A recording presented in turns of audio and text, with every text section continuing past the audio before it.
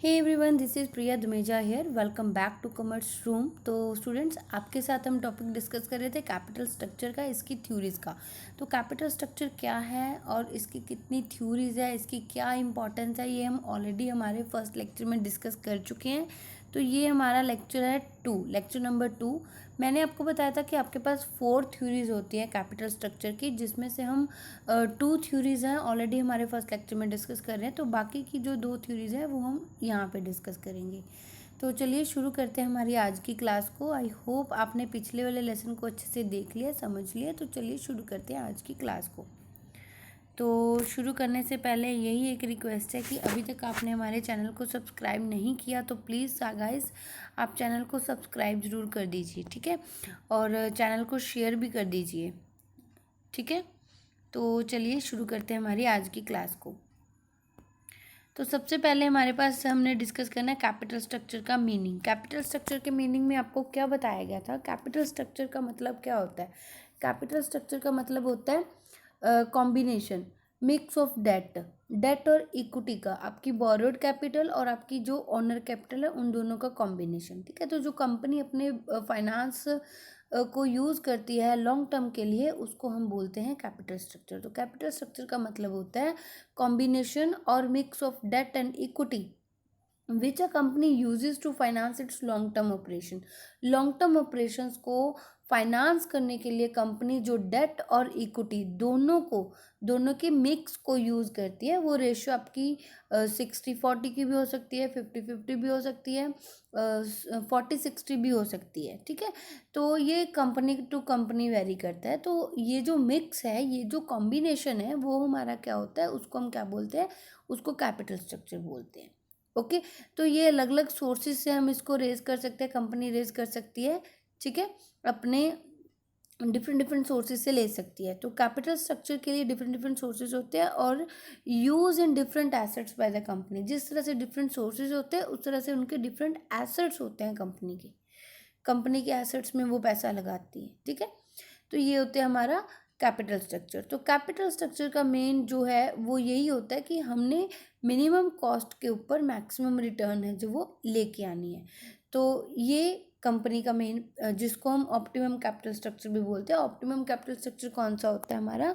जहाँ पे हमारी weighted average cost of capital हमारी मिनिमम होती है और रिटर्न हमारी वैल्यू ऑफ फर्म जो हमारी ज़्यादा होती है। ओके। तो मेड ऑन सर्टन प्रिंसिपल, ये जो इन्वेस्टमेंट वगैरह की जाती है, यूज़ किया जाता है, ये कुछ सर्टन प्रिंसिपल के ऊपर बेसिस पे इसको इन्वेस्ट किया जाता है। That provide a system of capital so that the maximum rate of return can be earned at minimum cost of capital. ताकि जो हम अपनी रिटर्न को मैक्सिमम लेकर सके हमारी मिनिमम कॉस्ट के ऊपर। हमारा जो कैपिटल स्ट्रक्चर है वो हमारा इस प्रिंसिपल के ऊपर बेस्ड होता है कि हमने कौन कौन से एसेट्स वगैरह में लगाना होता है। कैपिटल स्ट्रक्चर तो वो हो गया ना हमारा मिक्स ऑफ डेट। लगाना कैसे? ताकि हमारी रिटर्न ज़्यादा हो और कॉस्ट हमारी कम हो, जिसको हम क्या बोलते हैं? कैपिटल स्ट्रक्चर बोलते हैं। आई होप यहाँ तक आपको क्लियर होगा। तो कैपिटल स्ट्रक्चर को कुछ फैक्टर्स हैं जो इंटरनल फैक्टर्स होते हैं जो इफ़ेक्ट करते हैं। तो इंटरनल फैक्टर में से कौन कौन से फैक्टर आ जाते हैं? सबसे पहले हमारे पास साइज ऑफ बिजनेस। देखो, अगर हमारा बिजनेस बहुत बड़े लेवल पे है तो हमें पैसा है जो वो ज़्यादा चाहिए होगा। कैपिटल स्ट्रक्चर हमारा फिर स्ट्रांग होगा, ज़्यादा होगा, उसमें हैवी होगा। तो अगर आपका बिजनेस छोटा है, साइज़ है बिजनेस का वो स्मॉल है, तो वहाँ पे आपको नीड कम है, तो आपका कैपिटल स्ट्रक्चर भी वहाँ पे कम हो जाएगा। हमारे बिजनेस की नेचर कैसी है, किस तरह का हम बिजनेस कर रहे हैं? हम हैवी एक्सपेंडिचर, बहुत सारे बड़े बड़े एसेट्स हमें चाहिए हमारा बिजनेस करने के लिए। तो जितना बड़ा और जिस जो नेचर डिपेंड करती है, तो ये सारी चीज़ें हमारे इंटरनल फैक्टर्स जो होते हैं वो हमारे कैपिटल स्ट्रक्चर को इफ़ेक्ट करते हैं, ठीक है? तो हमारी नेचर होती है ना बिजनेस की। कोई कोई बिजनेस होता है जो बड़े स्केल पे होके भी वहाँ पे एसेट्स वगैरह हैवी नहीं होते हैं, वहाँ पे मशीनरी वगैरह नहीं हैवी होती है। तो नेचर पे डिपेंड करता है कि हमारा फाइनेंस रिक्वायरमेंट क्या होगा। Regularity and certainty of the income. देखो, अगर किसी फर्म की इनकम सर्टन है, उसको पता है कि उसको इतनी इनकम होनी है। अगर इनकम होनी है तो फिर वो डेट को यूज़ करेगा, एज कम्पेयर टू इक्विटी, क्योंकि अगर मैं डेट को यूज़ करूँगी अपने कैपिटल स्ट्रक्चर में तो मुझे जो रेगुलरली इंटरेस्ट वगैरह देना होता है, जो कि फिक्स इंटरेस्ट मैंने डेट के ऊपर देना होता है, वो मैं दे सकती हूँ। मुझे पता है मेरी इतनी इनकम तो रेगुलरली आनी आनी है, तो मैं इंटरेस्ट वगैरह को ईजिली पे कर सकती हूँ। अगर मेरी इनकम रेगुलर नहीं है तो मैं वहाँ पे इंटरेस्ट वगैरह को नहीं पे कर सकती रेगुलरली, मुझे श्योरिटी नहीं है कि इनकम मेरी होगी कितनी होगी, कुछ नहीं पता। तो वहाँ पे फिर मैं अपना डेट का जो साइज़ है, जो हमारे डेट की रेशियो है, उसको कम रखूँगी, क्योंकि जो इंटरेस्ट वगैरह होता है वो तो कंपनी को पे करना ही होता है, चाहे उसके पास प्रॉफिट्स हो चाहे उसके पास प्रॉफिट्स ना हो। ओके, तो नेक्स्ट आ जाता है हमारे पास एसेट्स हमारे कैसे हैं। ठीक है, एसेट्स वगैरह बहुत ज़्यादा पुराने, उनको चेंज वगैरह करना है। ठीक है, हमारी जो टेक्नोलॉजी है वो कैसी है, ये सारी चीज़ें हैं जो हमारे कैपिटल स्ट्रक्चर को इफ़ेक्ट करती है। हमारी फर्म की एज कितनी है, अभी नई नई आई है या बहुत पुरानी है, बहुत पुरानी है तो फिर वो टाइम टू टाइम हमें भी सब कुछ चेंज करना पड़ेगा ना, तो वहाँ पे है। डिज़ायर टू रिटेन कंट्रोल, अब हमारे जो शेयर होल्डर्स है वो कंट्रोल को अपने पास रखना चाहते हैं। अगर आप कंट्रोल को अपने पास रखना चाहते हो तो वहाँ पे आप शेयर होल्डर्स वगैरह को नहीं बुलाओगे, नए शेयर होल्डर्स को नहीं बुलाओगे, आप वहाँ पे डेट होल्डर को बुलाओगे। डेट वाले ही वहाँ पे काम आएंगे ना, क्योंकि डेट वालों ने तो अपना हिस्सा इंटरेस्ट का लेके चले जाना है। और जो अगर आप शेयर होल्डर्स को बुलाते हो तो उन्होंने अपना हिस्सा नहीं लेके जाना है, उनका जो आपका जो कंट्रोल वगैरह है उनका हिस्सा फिर उसमें भी आ जाएगा। वोटिंग जो आपके पास राइट्स हैं वो भी आपके डिवाइड हो जाएंगे। तो डिपेंड करता है कि आपकी डिज़ायर कितनी है इसको कंट्रोल करने की, आपके फ्यूचर प्लान्स क्या है, फ्यूचर इन्वेस्टमेंट्स आप कहाँ कहाँ पे करने वाले हो, आपके लिए कौन कौन सी अपॉर्चुनिटीज़ है, आपके लिए कौन कौन से थ्रेट्स हैं, आपकी ऑपरेटिंग रेशियो क्या है, आपका ट्रेडिंग ऑन इक्विटी कैसा है। ठीक है, आपका पर्पस क्या है, फाइनेंसिंग का पीरियड कितना है, कितना लंबा पीरियड चलेगा, ये सारी चीज़ें हैं जो हमारे इंटरनल फैक्टर्स में आती है, जो कैपिटल स्ट्रक्चर को इफ़ेक्ट करती है। आई होप यहाँ तक आपको क्लियर होगा। नेक्स्ट आ जाती है हमारे पास एक्सटर्नल फैक्टर्स। एक्सटर्नल फैक्टर्स में लाइक मार्केट की कंडीशन कैसी है, कैपिटल मार्केट की कंडीशन कैसी है। अभी आज अगर हम देखें तो मार्केट सिचुएशन सारी की सारी हिली हुई है, हिल गई है पूरी तरह से कोरोना की वजह से, है ना। तो इसकी वजह से हो गया ये सारा, गड़बड़ हो गया। तो अभी मार्केट में पैसा सप्लाई नहीं है, अगर सप्लाई नहीं है तो वहाँ पे डिमांड आप करोगे जाके मनी की, सप्लाई नहीं है तो आपका रेट ऑफ इंटरेस्ट बहुत ज़्यादा हाई जाएगा वहाँ पे, क्योंकि लोगों की अगर इनकम अच्छी होगी, इनकम अच्छी होगी तभी वो सेव करेंगे, और वो जो सेव करेंगे मनी को, वही मनी क्या होती है, वही मनी हमारे लिए सप्लाई होती है, इन्वेस्टर्स के लिए सप्लाई होती है। तो मार्केट कंडीशंस कैसे हैं, कैपिटल मार्केट की कंडीशन कैसी है, ये बहुत ज़्यादा इफेक्ट करती है हमारे कैपिटल स्ट्रक्चर को। हमारे इन्वेस्टर्स की नेचर कैसी है, वो रिस्क अवर्जर है या नहीं है, ये बहुत ज़्यादा इफेक्ट करता है हमारे कैपिटल स्ट्रक्चर को।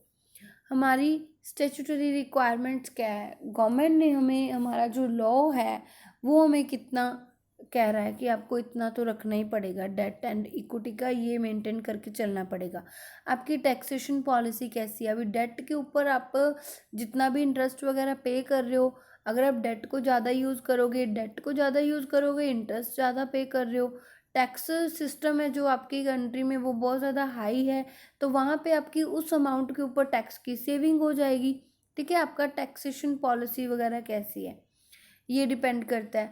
हमारी फाइनेंशियल इंस्टीट्यूशंस की पॉलिसी कैसी है, हमारी फाइनेंसिंग की कॉस्ट कैसी है, हमें 10% पे डेट मिल रहा है या इससे ज़्यादा मिल रहा है, कम मिल रहा है, डेट चीपर सोर्स है भी या नहीं है, डिपेंड करता है।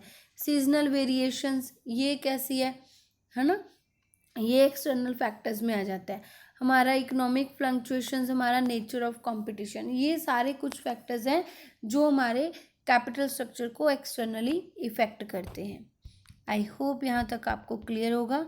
तो चलिए आगे बात कर लेते हैं इसके अप्रोचेस के ऊपर, इसकी थ्योरीज के ऊपर। देखो, मैंने आपको लास्ट वाले टॉपिक में 2 थ्योरीज कर बताई थी मैंने आपको, जिसमें हमने डिस्कस किया था कि इसकी एक रेलेवेंट अप्रोच होती है और एक इरेलेवेंट अप्रोच होती है। रेलेवेंट अप्रोच आपकी वो अप्रोच होती है जो कहते हैं कि इफ़ेक्ट करती है, रेलेवेंट है। इरेलेवेंट होती है कि जो कहती है कि इफ़ेक्ट नहीं करती है। हमारे जो कुछ रेलेवेंट अप्रोच वाले थे वो ये कहते थे कि आप कैपिटल स्ट्रक्चर जैसा लगाते हो ना, आपका जो मिक्स है, डेट और इक्विटी का जो मिक्स है वो आपकी वैल्यू फॉर्म को बहुत ज़्यादा इफेक्ट करता है, ये रेलेवेंट है। आप जितना ज़्यादा डेट को यूज़ करोगे आपकी weighted average cost of capital कम होती जाएगी, उससे आपकी वैल्यू फॉर्म आपकी इंक्रीज हो जाएगी। ये रेलेवेंट वाले कहते हैं। इररेलेवेंट वाले कहते हैं कि नहीं, ऐसा नहीं होता कि आप कितना फाइनेंस यूज़ कर रहे हो और कौन सा सोर्स है आपका, आपका डेट है, आपका इक्विटी है, ये नहीं इफेक्ट करता है वैल्यू फॉर्म को। ये चीज़ें नहीं करती हैं। कंपनी की प्रॉफिटेबिलिटी इफेक्ट करती है। ओके, तो इसमें हमारे पास दो अप्रोचेज आ जाती है। पहली नेट इनकम अप्रोच जो कहती है कि रेलेवेंट है, और दूसरी है net operating income approach. No, ये मैंने आपको पिछले वाले लेसन में बहुत ही अच्छे से करवाया, थोड़ा सा आज मैं आपको रिवाइज भी करवाई देती हूँ। आज जो हमने बेसिकली करनी है that is our MM approach and traditional approach. MM approach और ट्रेडिशनल अप्रोच दोनों ही रेलेवेंट और इररेलेवेंट में आती है। रेलेवेंट और इररेलेवेंट में कैसे आती है कि इसका जो आपकी एमएम अप्रोच है ये आपकी दो पार्ट्स में बांटी गई है। ठीक है, तो पहले वाले पार्ट में टैक्सेस को इग्नोर किया गया है, दूसरे वाले पार्ट में टैक्सेस को कंसीडर किया गया है। जब आप टैक्सेस को इग्नोर करते हो तो आपकी सिचुएशन कुछ और होती है। जब आप टैक्सेस को इग्नोर नहीं करते हो, टैक्सेस को कंसीडर करते हो, तो आपकी सिचुएशन कुछ और होती है, आपकी वैल्यू फॉर्म कुछ और होती है।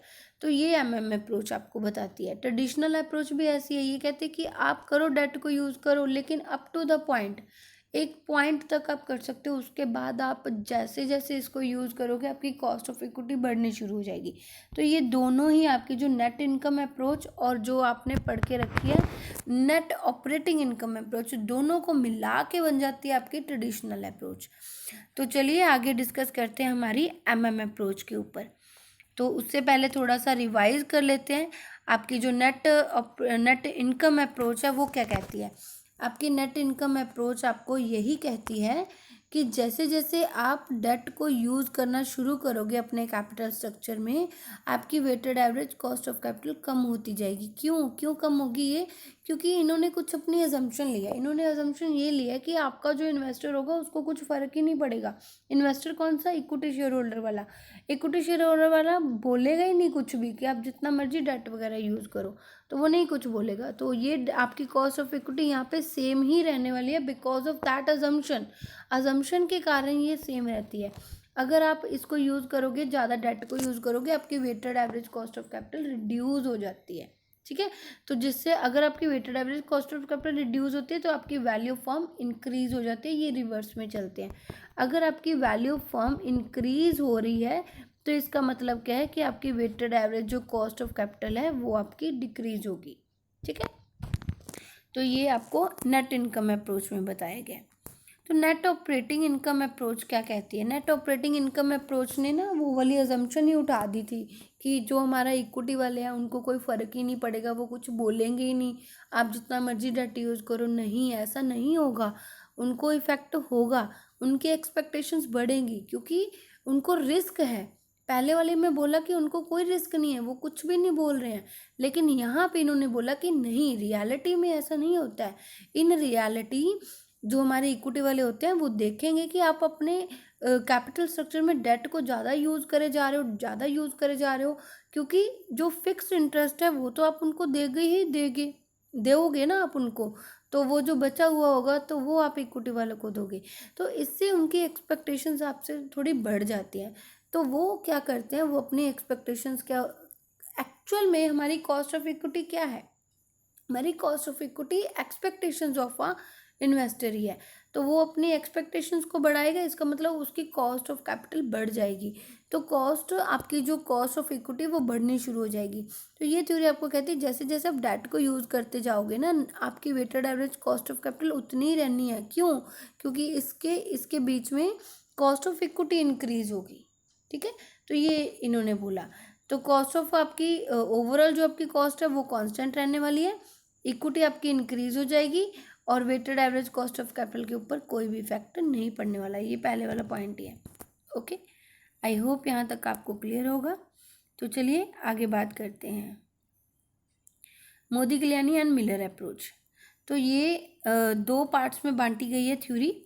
तो पहला दिया किसने था? फ्रांसिस्को मोदिग्लियानी एंड मैटोन मिलर ने ये अप्रोच दी थी। तो इन्होंने इस अप्रोच को दो पार्ट्स में बांटा। पहला, कॉर्पोरेट टैक्सेस एग्जिस्ट होते हैं देन नहीं होते हैं, पहले नहीं होते हैं देन होते हैं, ये इन्होंने बोला था, पहले एब्सेंट होते हैं। तो आगे देख लेते हैं। देखो ये कब आई थी अप्रोच, ये 1950 में आई थी। ठीक है, किसने दी थी, ये चीज़ इंपॉर्टेंट है, इस चीज़ को ध्यान में रखना। तो ये जो है थ्योरी, ये थ्योरी क्या कहती है हमें, this proposition states that the perfect market, the capital structure of a company uses does not matter because the market value of firm is determined by its earning power and the risk of underlying assets। तो ये अपनी देखो first दो part में बांटी गई ना। तो फर्स्ट पार्ट कौन सा कर रहे हैं, जहाँ पे टैक्सेस को इग्नोर किया है इन्होंने।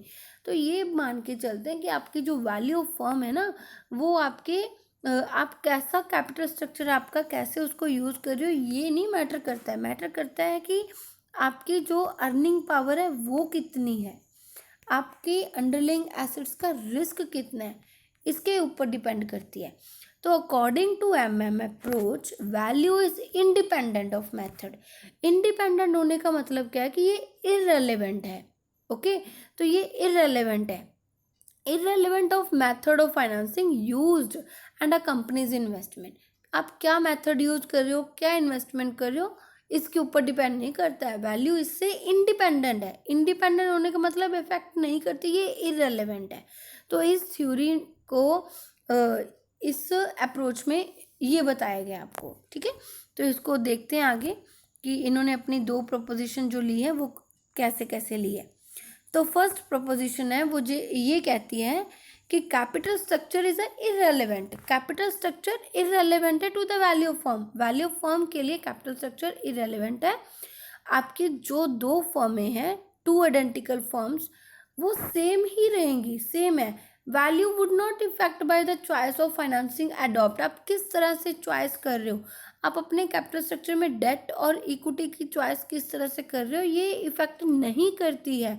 ये इसके ऊपर डिपेंड नहीं करती है। It's depend upon the expected future earning. ये किसके ऊपर डिपेंड करती है, ये डिपेंड करती है एक्सपेक्टेड फ्यूचर अर्निंग के ऊपर। जहाँ पे टैक्सेस को हमने इग्नोर किया है, हमने माना है कि टैक्सेस नहीं होते हैं। अगर टैक्सेस नहीं होते हैं तो ये इररेलेवेंट अप्रोच है। इररेलेवेंट अप्रोच आपको ये कह रही है कि वैल्यू फर्म डिपेंड करती है आपकी अर्निंग कैपेसिटी के ऊपर, आपकी एक्सपेक्टेड फ्यूचर अर्निंग के ऊपर, ना कि कैपिटल स्ट्रक्चर और उसकी यूजेस के ऊपर। आई होप यहाँ तक आपको क्लियर होगा। देन आपको सेकंड प्रोपोजिशन में क्या बताया गया है, आपको ये बताया गया है कि आप जितना भी यूज करोगे ना डेट को इक्विटी के साथ, वो आपकी वैल्यू को इंक्रीज कर देगा। सेकंड प्रोपोजिशन का मतलब आपकी जो सेकंड अप्रोच वही वाली, पहले हमने टैक्सेस को इग्नोर किया, अब हम यहाँ पे मान के चलेंगे कि टैक्सेस होते हैं, क्योंकि रियल में टैक्सेस होते हैं। ठीक है, तो ये कहते हैं कि आप जितना ज़्यादा फाइनेंशियल एवरेज की बात करें ना, तो फाइनेंशियल एवरेज आपको बताया हुआ क्या होता है। Financial average is a use of debt with equity. जब आप डेट के साथ इक्विटी को यूज करते हो, जैसे जैसे आप डेट को यूज करना शुरू करोगे, आपकी वैल्यू ऑफ फर्म आपकी इंक्रीज होगी। कैसे इंक्रीज होगी, क्योंकि उससे आपकी weighted average cost of capital reduce होगी। अगर आपको याद हो, अभी अभी हमने रिवाइज किया है, तो हम ये कह सकते हैं ऐसा सेम टू सेम किस में बताया गया था आपको, ऐसा सेम टू सेम आपको नेट इनकम अप्रोच में बताया गया था। और जो फर्स्ट प्रोपोजिशन है वो किस में बताया गया है कि इररेलेवेंट है, वो इररेलेवेंट में ही होगा। ठीक है, तो ये आपको बताया गया जहाँ पे टैक्सेस को हमने कंसीडर करना है। ठीक है, क्योंकि रियलिटी में और भी बहुत सारी चीज़ें होती हैं जो साथ में हमको स्टडी करनी होती है। आगे बात कर रहे हैं अजम्पशंस के ऊपर। तो एमएम अप्रोच की कुछ अजम्पशंस हैं। अजम्पशंस बहुत ज़्यादा इंपॉर्टेंट होती है किसी भी थ्योरी की। तो अजम्पशन में आपको पहले बोला गया कि परफेक्ट कैपिटल मार्केट होगी, किसी भी तरह की कोई भी ट्रांजैक्शन कॉस्ट नहीं होगी। ठीक है, होमोजेनियस रिस्क क्लास होगी, और आपका जो है risk in the terms of expected EBIT ये आइडेंटिकल होगा। ओके, तो जो भी हमारी डिस्ट्रीब्यूशन होगी शेयर होल्डर्स को, वो हमने करनी है इन्होंने जो पहले टैक्सेस को इग्नोर किया था, बाद में इन्होंने ये वाली अजम्पशन अपनी रिमूव कर दी थी, 1969 में रिमूव कर दी थी कि नहीं, टैक्सेस तो एग्जिस्ट करते हैं। तो यही वाली जो हैं चीज़ें, जो अजम्पशंस होती हैं, वही आपकी आगे जाके क्रिटिसाइज हो जाती हैं, क्योंकि वो रियलिटी में एग्जिस्ट नहीं कर रही होती हैं। तो जब आपके कॉरपोरेट टैक्सेस इग्नोर किए जाते हैं, एब्सेंट होते हैं, तो आपको इस थ्योरी में क्या समझाया मैंने, यही आपको बताया है कि आपकी जो वैल्यू है और जो आपकी कॉस्ट ऑफ कैपिटल है, ओवरऑल कॉस्ट ऑफ कैपिटल है, are independent of its capital structure. ये दोनों ही इंडिपेंडेंट है, कैपिटल स्ट्रक्चर आपका इनको इफेक्ट नहीं करता है। डेट इक्विटी का जो मिक्स है वो इररेलेवेंट है टोटल वैल्यू फर्म को डिटरमिन करने के लिए, because with the use of debt as a source of finance KE increases. जैसे जैसे आप डेट को यूज करोगे, KE कॉस्ट ऑफ इक्विटी आपकी इंक्रीज हो जाएगी, जितना आपको एडवांटेज होगा उतना ही वो एग्जैक्टली ऑफसेट हो जाएगा। ठीक है, तो इन्होंने अपने इस अप्रोच को प्रूव करने के लिए एक आपको बताया टॉपिक है जो वो आर्बिट्रेज प्रोसेस का। तो ये आपके लिए क्वेश्चन बनता है कि आर्बिट्रेज प्रोसेस है जो वो किस थ्योरी में बताया गया, ये आपको MM अप्रोच में बताया गया है। ठीक है, तो आर्बिट्रेज प्रोसेस क्या होता है ये आगे देख लेते हैं कि आर्बिट्रेज प्रोसेस क्या होता है। देखो, तो if two firm differ only in 2 points, arbitrage इसको एक तरह का आर्ग्यूमेंट हम कह सकते हैं। तो इन्होंने ये कंसिडर किया कि अगर 2 फर्म्स है जो वो सिर्फ 2 पॉइंट्स में ही डिफरेंट है, बाकी सब कुछ सेम है, the process of financing and the total market value, share holder investor, तो वो क्या करेंगे, विल डिस्पोज कर देंगे, किसको किसको डिस्पोज करेंगे, ओवर वैल्यूड फर्म को, ओवर वैल्यूड फर्म को सेल कर देंगे और परचेज कर लेंगे शेयर जो है वो अंडर वैल्यू फर्म के। तो ये जो प्रोसेस है वो कॉन्टिन्यूसली चलता रहता है जब ये आपकी दोनों चीज़ें एक पॉइंट पे जाके सेम हो जाती है, सेम होनी शुरू हो जाती है। तो आर्बिट्रेज क्या होता है, सबसे पहली बात, आर्बिट्रेटर जो होता है वो क्या करता है कि जहाँ पे उसने अपना फ़ायदा देखना है, अगर मैं कहूँ कि मार्केट A और मार्केट B है, वो क्या करेगा कि A मार्केट में प्रोडक्ट है जो वो 10 रुपीज़ का मिल रहा है और B में तो है ही नहीं है, B में तो है ही नहीं है, तो B में वही प्रोडक्ट जाके वो 20 रुपीज़ या 15 रुपीज़ में सेल कर रहा है। तो इस तरह से वो अर्निंग कर रहा है, वो अपना फ़ायदा देख रहा है। तो ये क्या है, ये आपका आर्बिट्रेज प्रोसेस है। तो MM अप्रोच में यही आपको बताया गया है कि जो हमारा इन्वेस्टर होता है वो क्या करता है, वो ओवर वैल्यू फर्म के शेयर्स को क्या कर देगा, सेल कर देगा और अंडर वैल्यू फर्म के शेयर्स को परचेज कर लेगा। तो यहाँ पे वो आर्बिट्रेज करना शुरू कर देता है। तो आर्बिट्रेज वो तब तक करता रहता है जब तक दोनों पॉइंट्स हैं वो जाके वो सेम नहीं हो जाते। तो इन्होंने यही बोला, कैपिटल स्ट्रक्चर वगैरह है दोनों का वो हमने अलग अलग लिया है, फिर भी उनकी वैल्यूज जाके सेम होगी, तो कैपिटल स्ट्रक्चर तो इफेक्ट किया ही नहीं ना। देखो एक एग्जांपल है, मान लेते हैं कि हमारे पास 2 फर्म्स है A और B, ठीक है, वो सिमिलर है इन ऑल रिस्पेक्ट, सब जगह वो सिमिलर है, काम वगैरह सब कुछ सेम है, बस उनका जो कैपिटल स्ट्रक्चर है ना वो अलग अलग है। तो हम ये मान के चलते हैं कि जो हमारी फर्म A है वो सिर्फ और सिर्फ इक्विटी को यूज़ कर रही है, अभी कैपिटल स्ट्रक्चर में उन्होंने डेट को कंसिडर ही नहीं किया है, तो वो सिर्फ इक्विटी को यूज़ कर रही है, और जो फर्म B है वो हमारी डेट इक्विटी दोनों के मिक्स को लेके चल रही है, वो दोनों को यूज़ कर रही है। अभी देखते हैं, दोनों को समझते हैं। इक्विटी शेयर कैपिटल है उनकी फर्म A का 5 लाख और उनका 3 लाख और 2 लाख, इस तरह से इन्होंने रेशो बनाई हुई है। ठीक है, सॉरी एक सेकेंड, तो ये इन्होंने रेशो बनाई हुई है 3 लाख और 2 लाख की, तो टोटल कितना हो गया आपका 5 लाख हो गया। तो अभी देखो EBIT दोनों की सेम है, बोला ना कि सब जगह वो सेम है, सिर्फ उनका कैपिटल स्ट्रक्चर अलग है। EBIT सेम है 50,000। तो जिस फर्म ने डेट को यूज़ ही नहीं किया तो वो इंटरेस्ट नहीं देगी, जिसने यूज़ किया वो डेट को इंटरेस्ट देगी। तो मान के चलते हैं कि यहाँ पे इंटरेस्ट है जो वो 5% है, 2 लाख का 5% कितना हो गया 10,000। तो 50,000 हमने अर्न किया था, 10,000 हमने दे दिया, बाकी कितना बचा इक्विटी वालों के लिए, इक्विटी वालों के लिए बाकी बचा हमारे पास 40,000। ओके। और फर्म बी के जो इक्विटी वाले हैं उनके लिए 40,000 बचा, और फर्म ए के जो पर्सन हैं शेयर होल्डर्स हैं उनके लिए हमारे पास 50,000 बचा। अभी इक्विटी की जो कैपिटल है उसका रेट क्या है 10% और उसका है 12%। तो अभी देखो उनकी जो मार्केट वैल्यू कैसे निकालते हैं, हम ए और बी को मिला देते हैं, सॉरी ए और बी कह रही हूँ, तो मार्केट वैल्यू डेट और इक्विटी की हम मिला देते हैं। तो यहाँ पे फर्म ए में कोई भी डेट नहीं है तो हमने उतना का उतना ही ले लिया। तो वहाँ यहाँ पे आपकी जो है फर्म बी, इसकी हमने वैल्यू निकाल के रखी है, तो वो हमने वैल्यू निकाल ली। कैसी आई 5,33,333। 2 लाख के हमारे पास डेट थे, ठीक है, 2 लाख के हमारे पास डेट थे, और 12% के हिसाब से अगर हम उसकी कैपिटलाइजेशन करें 3 लाख का 12% के साथ कैपिटलाइजेशन करेंगे तो उसकी वैल्यू कितनी आ गई आपके पास 3,33,333। तो दोनों को मिला के हमारे पास 5,03,333 इस तरह से बन गई है।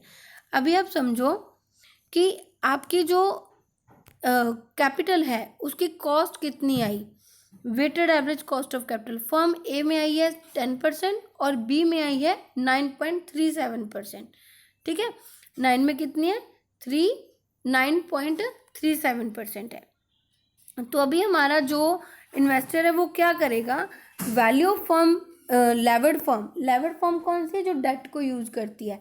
तो फर्म बी हमारी लेवर्ड फर्म है, वो higher than the undervalued firm, क्योंकि देखो जिसकी मैंने स्टार्टिंग में बताया, अगर आपकी weighted average cost of capital कम है ना, आपकी कॉस्ट कम है, तो इसका मतलब आपकी वैल्यू जो है वो इंक्रीज होने वाली है। अभी फर्म बी की हमारे पास 9.37% है और उसकी 10% है। अगर हम यहाँ पे कॉस्ट की बात कर रहे हैं तो कॉस्ट कहाँ पे कम है, कॉस्ट आपकी यहाँ पे कम है। अगर कॉस्ट कम है तो इसका मतलब वैल्यू इंक्रीज होगी। तो हमारा जो इन्वेस्टर है वो क्या करेगा, एक सेकेंड, तो हमारा इन्वेस्टर क्या करेगा, हमारे इन्वेस्टर ने डिस्पोज कर देने हैं शेयर्स बी के, ठीक है, और किसको परचेज कर लेगा, फर्म ए के परचेज कर लेगा। क्यों, क्योंकि फर्म ए के परचेज उसको क्या है सस्ते मिल रहे हैं, और फर्म बी के हैं जो शेयर्स वो कॉस्टली है। हायर प्राइस वाले को सेल कर देगा, लोअर प्राइस वाले को परचेज कर लेगा विद द पर्सनल लेवरेज। इसी को हम आर्बिट्रेज प्रोसेस बोलते हैं, ठीक है। ये प्रोसेस कॉन्टिन्यूसली चलता रहेगा तब तक जब तक मार्केट में उनकी फर्म्स की वैल्यू दोनों की सेम नहीं हो जाती। तो हम ये कैसे कह सकते हैं कि कैपिटल स्ट्रक्चर के कारण वैल्यू इफेक्ट होती है, नहीं होती है। एमएम अप्रोच ने प्रूफ दिया है कि जो हमारा इन्वेस्टर होता है वो पर्सनल एवरेज आर्बिट्रेज प्रोसेस के कारण जो है वो इस तरह से शेयर्स को सेल परचेज करता है, तो जिससे हमारी वैल्यू है मार्केट में फर्म्स की इफेक्ट होती है। तो अभी यहाँ पे आपको सारा बताया है, समझाया है किस तरह से। मान एग्जांपल लिया कि 1% है जो वो फर्म बी का वो सेल कर देते हैं, ठीक है। तो टोटल इक्विटी कितनी थी फर्म बी की 3,33,000 समथिंग आता था, तो उसका 1% उसका हिस्सा कितना हुआ 3,333 हुआ। तो उसने 2,000 के ऊपर लोन ले लिया पर्सनली, किसी से पर्सनल अकाउंट से लोन ले लिया 5% पे। तो उसने दोनों अमाउंट्स को मिलाया और दोनों को फर्म ए में लगा दिया उसने। तो वहाँ पे उसने क्या किया, अर्निंग करी। तो अगर वो यहाँ पे अर्न करता है, दिखा दिया आपको कि उसकी जो रिटर्न है फर्म ए की जो रिटर्न है उस हिसाब से ये निकाला गया है। तो फर्म ए से उसको कितने पैसे मिल रहे हैं 533 मिल रहा है उसको। तो उसने जो पर्सनल एवरेज पे इंटरेस्ट लिया वो निकाल दिया, तो बाकी उसके पास कितना बचा 433 बच गया। तो ये उसका अपना पर्सनल फ़ायदा हो गया। ये इस तरह से हमारा जो इन्वेस्टर है वो आर्बिट्रेज करता रहता है। तो सिंपली आपको बताया है कि आर्बिट्रेज प्रोसेस क्या होता है। आई होप यहाँ तक आपको क्लियर होगा। तो एनटी यूजीसी नेट वाले हैं जो वो कॉन्सेप्ट थ्योरी का बेस जो है वो क्लियर करके चलें, ठीक है। तो एग्जाम्पल है, जो भी अमाउंट्स वगैरह आपको बताई गई हैं वो आप एक बार चेक कर सकते हो, कैलकुलेट करके खुद से देख सकते हो। तो यहाँ पे उसने फर्म बी की 1% जो होल्डिंग थी उसके पास वो उसने डिस्पोज कर दी, तो वहाँ पे उसको डिस्पोज करने के बाद उसको 433 हायर है जो वो नेट इनकम मिली as compare to the previous holding. वो जो भी उसके पास था उससे उसको इनकम ज़्यादा मिली है। तो हम इसको ही क्या बोलते हैं, आर्बिट्रेज प्रोसेस बोलते हैं। आई होप यहाँ तक आपको क्लियर होगा। नेक्स्ट आ जाता है हमारे पास व्हेन कॉर्पोरेट टैक्सेस एग्जिस्ट। ये सेकंड पार्ट है। सेकंड पार्ट में आपको बताया है कि ये एग्जम्पशन बाद में इन्होंने रिमूव कर दी थी 1969 में। 1969 में ये वाली आई थी। ओके, तो ये आपकी अप्रोच क्या कहती है, ये आपकी अप्रोच कहती है कि आपकी जो वैल्यू ऑफ फर्म है ना वो करेगी चेंज, क्योंकि जितना आप ज़्यादा डेट को यूज़ करोगे उतना आपका टैक्स बेनिफिट होगा। ठीक है, टैक्स बेनिफिट कैसे होगा, क्योंकि जो अमाउंट के ऊपर आपने इंटरेस्ट वगैरह पे करना होता है उसके ऊपर आपको टैक्सेस वगैरह नहीं देने पड़ेंगे, तो आपका जो है वो इफेक्ट करेगा कैपिटल स्ट्रक्चर। ठीक है, तो देखते हैं क्या लिखा है। MM's original argument that the value and KO remain constant, जो हमने अभी पहले पढ़ा, तो उन्होंने यही माना था कि दोनों कांस्टेंट रहते हैं। With increase of debt and capital structure does not hold good when the corporate taxes are assumed to exist. अगर हम मान के चलते हैं तो हमारा ये होल्ड करना गुड नहीं है। Just a wait.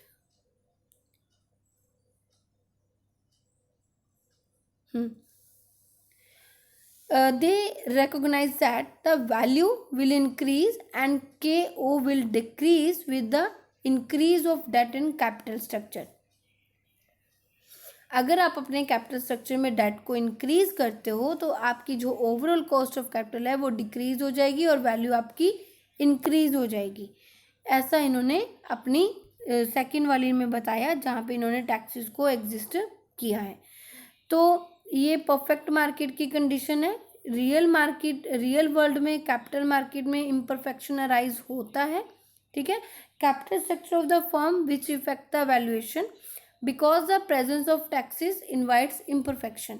तो पहले इन्होंने एजम्पशन ली थी कि परफेक्ट वगैरह है, यहाँ पे टैक्सेस वगैरह हमने कंसिडर नहीं करने, लेकिन रियल में टैक्सेस वगैरह होते हैं जो इम्परफेक्ट कर देते हैं मार्केट को।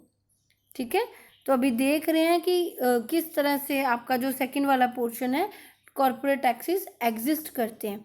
We are now going to examine the effect of corporate taxes in the capital structure of a firm along with the MM hypothesis. Taxes के ऊपर जो आपके इनकम है, इनकम के ऊपर आपको टैक्स लगाया जाता है। तो जो आपकी डेट फाइनेंसिंग है उसका आपको ये फ़ायदा है, आप जितना इंटरेस्ट वगैरह पे करोगे वो टैक्स डिडक्टेबल होता है, उसके ऊपर आपको टैक्स नहीं देना पड़ता है, क्योंकि इंटरेस्ट जो हमने लोन के ऊपर देना होता है ना वो हम as a business expenditure minus कर देते हैं। लेकिन जो आपकी रिटेन्ड अर्निंग है या आपकी जो डिविडेंड वगैरह है पेड ऑन द इक्विटी वो आपके टैक्स डिडक्टेबल नहीं होते हैं।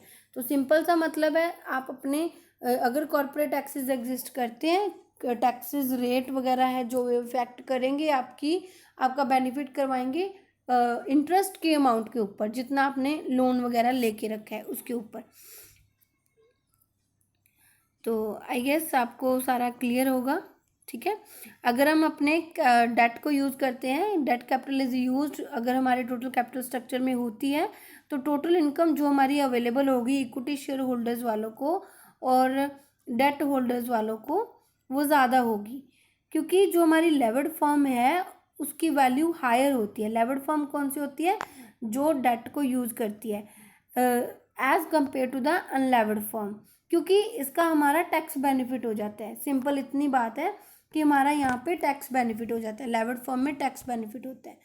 तो यहाँ पे हम कह सकते हैं कि लेवर्ड फॉर्म है उसकी वैल्यू ज़्यादा होती है as compare to the unlevered form.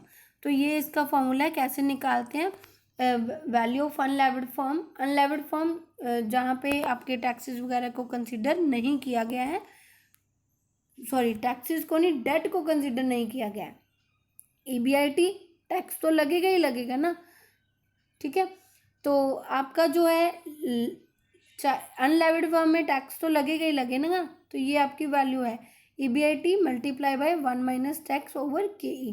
तो आपकी वैल्यू ऑफ लेवर्ड फर्म मतलब जो डेट को यूज़ कर रही है तो उसका हमें टैक्स के ऊपर बेनिफिट मिल जाता है, तो वो हमारी क्या हो जाती है, एडवांटेज हो जाता है, जिससे हमारी वैल्यू ऑफ फर्म है इंक्रीज हो जाती है। ठीक है, weighted average cost of capital reduce हो जाती है। आई होप यहाँ तक आपको क्लियर होगा। नेक्स्ट हमारे पास आ जाती है traditional approach. Traditional approach already आपको बताया, जैसे कि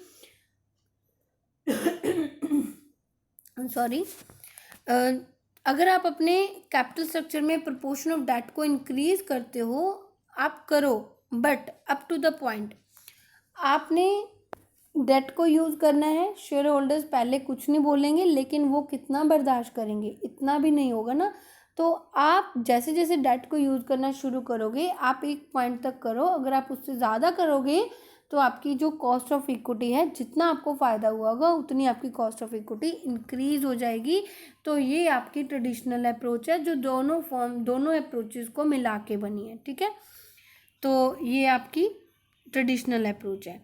तो firm using the financial average within the certain limits are the valued higher by the market than the similar companies with the lower leverage lower financial average.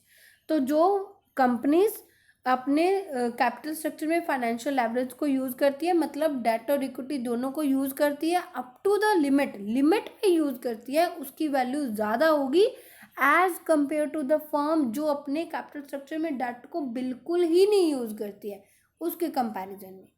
ठीक है, I hope यहाँ तक आपको क्लियर होगा। तो इसकी कुछ assumptions हैं। अजम्पशंस आपकी ये है कि कॉस्ट ऑफ डेट आपकी रिमेन स्टेबल रहेगी with an increase in the debt ratio. ठीक है, to a certain limit after which it begins to grow. एक लिमिट तक तो ये स्टेबल रहेगी, उसके बाद ये ग्रो करना शुरू कर देगी। तो आपकी कॉस्ट ऑफ इक्विटी है, ये भी कुछ पॉइंट तक है जो वो मतलब धीरे धीरे ग्रो करती है, लेकिन बाद में ये ज़्यादा ग्रो करना शुरू कर देती है। तो जो आपकी कॉस्ट ऑफ इक्विटी है रिमेन स्टेबल और ग्रो, या तो स्टेबल रहेगी या धीरे धीरे ग्रो करेगी। जैसे जैसे आप अपने कैपिटल स्ट्रक्चर में डेट को बढ़ाते हो ना, आपके जो इक्विटी वाले हैं वो या तो चुप रहेंगे या धीरे धीरे धीरे अपनी एक्सपेक्टेशंस को बढ़ाएंगे, लेकिन एक लिमिट तक, उसके बाद वो अपनी एक्सपेक्टेशंस को ज़्यादा बढ़ा देंगे। ठीक है, आई होप यहाँ तक आपको क्लियर होगा। Weighted average cost of capital है वो आपकी डिक्रीज होगी टू द सम डिग्री, एक लिमिट तक, with an increase in the debt ratio. जैसे जैसे आप डेट रेशो को बढ़ा रहे हो, लेकिन वो एक लिमिट तक होगी, उसके बाद वो बढ़ना शुरू हो जाती है, तो वो उसका रिवर्स जो है उसका इफेक्ट आपको दिखना शुरू हो जाता है। तो हमेशा आपका जो कॉस्ट ऑफ इक्विटी है वो लार्जर रहेगा, कॉस्ट ऑफ इक्विटी ज़्यादा होगी as compare to cost of debt, मतलब कि डेट आपका चीपर सोर्स ऑफ फाइनेंस होगा। तो traditional approach to the capital structure believe यही करती है existence of optimum capital structure. Optimum capital structure कौन सा होता है, एक हमारा ऐसा मिक्स डेट और इक्विटी का जिससे हमारी weighted average cost of capital है वो मिनिमम होती है और वैल्यू फॉर्म हमारी मैक्सिमम होती है, वो होता है हमारा optimum capital structure. I hope यहाँ तक आपको क्लियर होगा। तो ये आपकी ट्रेडिशनल अप्रोच है। ट्रेडिशनल अप्रोच में आपको ये ही बताया थ्योरी में भी कि अब जैसे जैसे डेट को यूज़ करते हो ना, आपकी कॉस्ट ऑफ कैपिटल यहाँ तो स्टेबल रहेगी या धीरे धीरे धीरे करके बढ़ना शुरू हो जाती है, लेकिन अप टू द पॉइंट। ये पहले डिक्रीज होएगी, लेकिन अप टू द पॉइंट, उसके बाद ये बढ़ना शुरू हो जाती है, तो ये भी बढ़ना शुरू हो जाती है जैसे जैसे आप अपने डेट को ज़्यादा यूज़ करते हो। तो ये आपकी ट्रेडिशनल अप्रोच है। Traditional approach net income approach और नेट ऑपरेटिंग इनकम अप्रोच दोनों को मिला करके बनी है। तो कॉस्ट ऑफ कैपिटल आपकी रिड्यूस होगी स्टार्टिंग में, एट दैट पॉइंट बाद में वो सेटल हो जाती है, तो उसके बाद वो इंक्रीज होना शुरू हो जाती है। तो यही आपको ट्रेडिशनल अप्रोच में बताया गया है। आई होप यहाँ तक आपको क्लियर होगा। लेसन अच्छा लगा है तो प्लीज़ लेसन को लाइक ज़रूर कीजिएगा, और अभी तक आपने हमारे चैनल को सब्सक्राइब नहीं किया तो प्लीज़ चैनल को सब्सक्राइब कर दीजिए। Thank you and don't forget to like subscribe our channel. Please channel को शेयर भी कर दीजिए। तो आई होप यहाँ तक आपको पूरा टॉपिक है कैपिटल स्ट्रक्चर का क्लियर होगा। 2 लेक्चर आपको प्रोवाइड किए हैं, एक आपको पहले दे दिया है, एक आपको अभी दे दिया है। लिंक आपको डिस्क्रिप्शन में मिल जाएगा। टेलीग्राम ग्रुप भी आप ज्वाइन कर सकते हो, उसका भी डिस्क्रिप्शन में आपको लिंक मिल जाएगा। Thank you so much guys, मिलते हैं हमारे नेक्स्ट लेक्चर में।